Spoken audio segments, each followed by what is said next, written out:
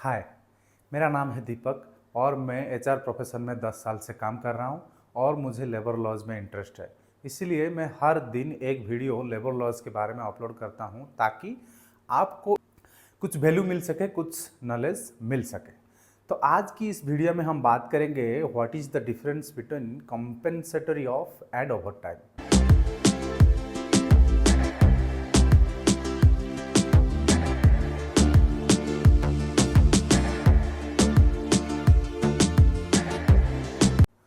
तो इस टॉपिक को समझने के लिए आपको दो इंसिडेंट अच्छे से समझना पड़ेगा। एक इंसिडेंट जहां पे मान के चलिए आप एक कंपनी के मैनेजर हैं और आपके अंडर 2 या 3 ऑपरेटर हैं जो एक मशीन चलाते हैं। तो हर कंपनी में अलग अलग शिफ्ट होता है, जैसे कि ए शिफ्ट, बी शिफ्ट, सी शिफ्ट। मान लीजिए आपका जो मशीन चलाने के लिए जो ऑपरेटर है ए शिफ्ट में आया है, लेकिन बी शिफ्ट वाला जो ऑपरेटर है वो किसी कारणवश आ नहीं पाया और आपको फ़ोन करके ये बताता है कि साहब मैं 1 घंटे या 2 घंटे के बाद ऑफिस पहुंच पाऊंगा। ये एक इंसिडेंट है। दूसरा है, सेम चीज़ें होती है। एक आपके पास ए शिफ्ट है, बी शिफ्ट है, सी शिफ्ट है और आपका ऑपरेटर ए वाला आया हुआ है और बी वाला बोलता है कि सर मेरा वाइफ की तबीयत खराब है, मैं आज नहीं आ पाऊंगा लास्ट मोमेंट पे।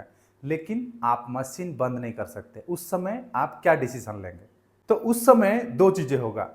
जो पहले केस में मैं बताया, जो आपका ऑपरेटर बोलता है सर मैं 1 घंटे के बाद आऊँगा, तो उस समय ए शिफ्ट में जो ऑपरेटर है आप उसको बोलेंगे तू 1 घंटे के लिए रुक जा। और दूसरे इंसिडेंट में आप ए वाले शिफ्ट, ए शिफ्ट में जो ऑपरेटर है उसको ये बोलेंगे आपको अभी ए शिफ्ट खत्म करने के बाद बी शिफ्ट करना होगा। तो यहां पे आता है लॉजिक और यहां पे शुरू होता है difference between compensatory of and over time. जहां पे आपने ऑपरेटर को 1 घंटे काम करने के लिए बोला, आप उसको ओवर टाइम देना पड़ेगा। और जहां पे आप एक ऑपरेटर को पूरे एक बी शिफ्ट करने के लिए बोला, पूरा एक शिफ्ट करने के लिए बोला, तो वहां पे आपको उसको कॉम्पेंसेटरी ऑफ देना होगा। तो ओवर टाइम में क्या बेनिफिट उसको मिलेगा? उसको सिंपली जितने घंटे के लिए काम करेगा उसका डबल रेट मिलेगा। मान लीजिए उसको 1 घंटे के लिए पहले ए शिफ्ट में मिल रहा था 100 रुपया, अगर वो बी शिफ्ट में 1 घंटा काम करता है तो उसको 200 रुपया मिलेगा, सिर्फ 1 घंटे काम करने के लिए। लेकिन कंपेंसेटरी ऑफ में क्या होगा? वो पूरा जैसे बी शिफ्ट काम किया, बी शिफ्ट काम करने के बाद ए शिफ्ट का पैसा तो मिलेगा, बी शिफ्ट का भी पैसा मिलेगा, लेकिन यहां पे डबल नहीं मिलेगा। यहां पे क्या मिलेगा? उसी महीने में उसको एक दिन पूरा छुट्टी मिलेगा। जैसे मान लीजिए एक दिन में वो एक शिफ्ट करता था, जैसे एक दिन में वो 2 शिफ्ट कर लिया, अलग से उसको एक दिन पूरा छुट्टी मिलेगा। अगर उसी महीने में नहीं होता है तो अगले महीने पूरा उसको करना पड़ेगा। यहां पे कॉम्पेंसेटरी ऑफ की जो प्रोविजन है, यहां पे आप double the rate of wages नहीं दे सकते।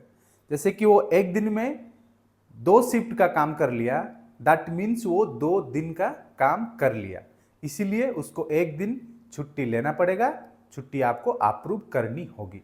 ये होता है real difference between compensatory of and over time. The provision of compensatory of and over time comes from factories act 1948। उसके अलग अलग सेक्शन हैं। सेक्शन का नाम मैं वीडियो में आपको बता दूंगा, आप समझ जाएंगे। अगर किसी भी इंटरव्यू में आपको इस टाइप का सवाल पूछे जाते हैं, what is the difference between compensatory of and over time, आपका आंसर इतना क्रिस्टल क्लियर होनी चाहिए। अगर आप इस 2 इंसिडेंट को समझ गए तो आपको दिक्कतें नहीं आएंगी। दूसरा है, ये चीज़ें क्यों है, ओवर टाइम और कंपेंसेटरी ऑफ का जो टर्म है, जो कंसेप्ट है, क्यों है?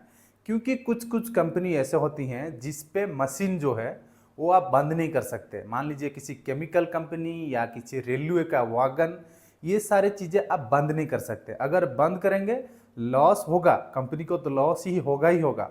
लेकिन मान लीजिए कुछ केमिकल है, इसमें से इतना स्मेल निकलेगा जो आसपास की कम्युनिटी या विलेज को भी एडवर्स कंडीशन पैदा कर सकती है। तो इसीलिए हमेशा मशीन चलती होनी चाहिए और काम बंद होना नहीं चाहिए। इसीलिए कंपनी गवर्नमेंट से अप्रूवल लेके चलती हैं कि उनको कंटिन्यूसली काम करानी है, बंद नहीं करना है। अगर बंद करना है, उस केमिकल का यूज नहीं करना है, उस काम का करना ही नहीं है।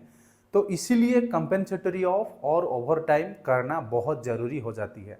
मान लीजिए कुछ पब्लिक यूटिलिटी सर्विस है जहाँ पे पब्लिक की डिमांड है, मान लीजिए कुछ इलेक्ट्रिसिटी का काम हो गया, डिजास्टर आया जहाँ पे रेगुलर मैन पावर चाहिए ही चाहिए, उस काम को एक स्टिपुलेटेड टाइम के अंदर ख़त्म करने के लिए आपको आदमी को एक लॉन्ग एक्सटेंडेड आवर तक काम कराना पड़ेगा ही पड़ेगा। उस समय ये दो फैक्टर बहुत ज़रूरी हो जाती है। तो कंपनी कंपेंसेटरी ऑफ और ओवर टाइम की जो प्रोविज़न है फैक्ट्री एक्ट के अंदर, उसको फॉलो करती है। मैं आशा करता हूँ आपको इस वीडियो से वैल्यू मिला होगा, नॉलेज मिला होगा। अगर सच में आपको इससे वैल्यू मिलता है और नॉलेज मिलता है, इन्फॉर्मेशन मिलता है जो आप अपने जॉब लाइफ में या दूसरे कहीं पे आप काम पे लगा सकते हैं, अगर आपको इस तरीके की वीडियो से वैल्यू मिलता है, इन्फॉर्मेशन मिलता है, तो आप मेरे चैनल को सब्सक्राइब कीजिए ताकि आपको इस तरह का वीडियो बार बार मिल सके।